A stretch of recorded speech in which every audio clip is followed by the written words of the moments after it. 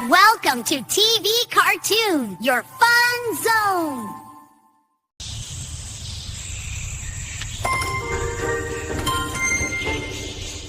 हरिपुर गांव में जाने के रास्ते के पास एक बड़ा और अजीब सा पेड़ था और उस पेड़ में रहता था एक भयानक चुड़ैल।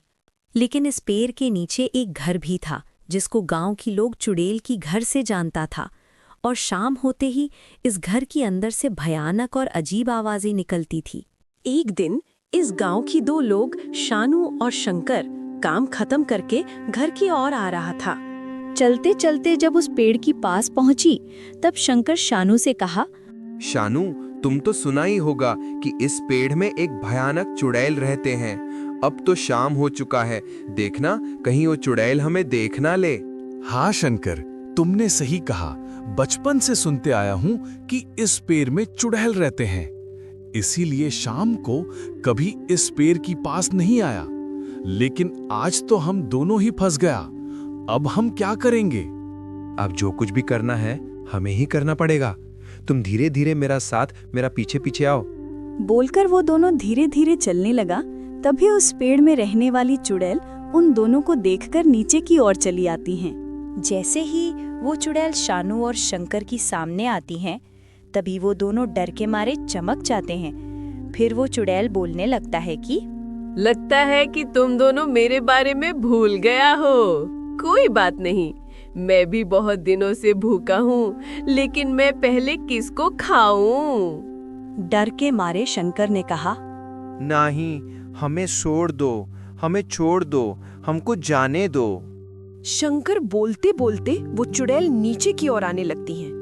तभी डर के मारे शंकर सामने की ओर दौड़ते दौड़ते चला जाता है, लेकिन वो चुड़ैल शानू को पकड़ लेता है और उसे लेकर पेड़ के ऊपर चला जाता है।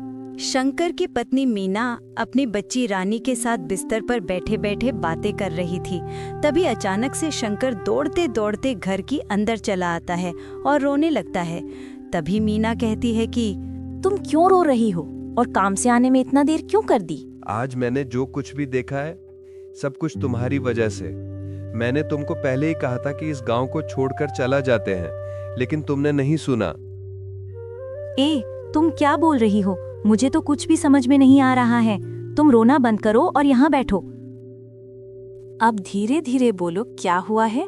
शानू और मैं काम खत्म करके घर की ओर आ रही थी, लेकिन वो पेड़ के पास जैसे ही आया तभी वो चुड़ैल हम दोनों के सामने आई और हमें पकड़ने के लिए जैसे ही नीचे आई तभी मैं जल्दी से दौड़ते दौड़ते चली आई, लेकिन वो चुड़ैल शानू को उठाकर ले गया। अब मुझे बहुत डर लग रही है। कल सुबह ही हम लोग इस गांव को छोड़कर चला जाएंगे। लेकिन हम लोग कहाँ जाएंगे?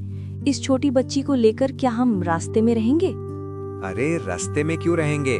शहर में जाने के बाद भगवान कुछ ना कुछ तो करेगा, इसके लिए चिंता करने की कोई जरूरत नहीं है। ऐसे ही बोलते बोलते शंकर मीना को शहर की ओर जाने के लिए मनाकर वो तीनों सो जाते हैं। वो तीनों जब नींद में थी तभी अचानक से पैरों से चलने की आवाज आई और वो तीनों जल्दी से उठ जाते हैं। और शंकर कहती हैं कि मीना, क्या तुमको भी पैरों की आवाज सुनाई दिया? शंकर मीना के साथ बातें कर रही थी, तभी फिर से अजीब सा आवाज आने लगी।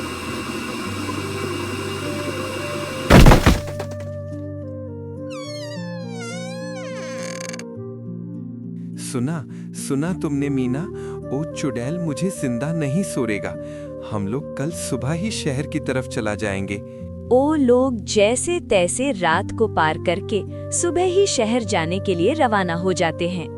शंकर शहर जाने के बाद वो चुड़ैल पूरे तरह पागल हो चुकी थी और बोल रही थी कि मैं उसे नहीं मार पाया, आज से मैं इस गांव की किसी को नहीं छोड़ूंगा।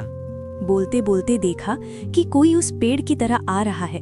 उसने जल्दी से रेडी हो गया और जैसे ही पेड़ के पास आया तभी सामने आई और कहने लगी, तुम दोनों कहाँ जा रही हो?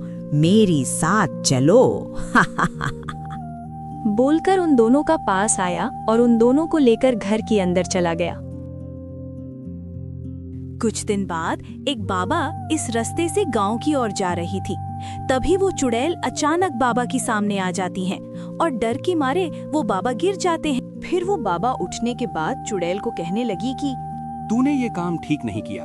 मैं तुझे शराप देता हूँ। जब भी तू किसी इंसान को खाने की कोशिश करेगी, तभी तू और तेरा ये घर जलकर राख हो जाएगा। नहीं, ऐसे मत बोलो। मुझसे गलती हो गई, मुझे माफ कर दो। मैंने जो बोल दिया वो होना ही निश्चित है।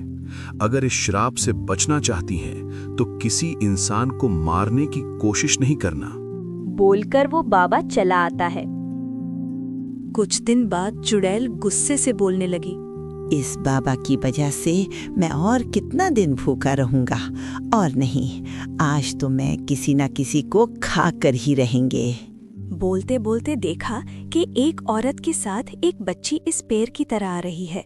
तभी उसने सोचा, और नहीं इंतजार हो रही है, आज मैं इन लोगों को ही खा लेता हूँ। बोलकर उस औरत की सामने आकर खड़ी हुई। तभी उस बाबा ने दिए हुए शराब की बात याद आते ही चुड़ैल और उसकी पेड़ की साथ साथ घर भी जलकर राख हो जाता है और वो दोनों गांव की तरह दौड़ते दौड़ते चला जाता है और उस चुड़ैल की कहानी वहीं खत्म हो जाता है।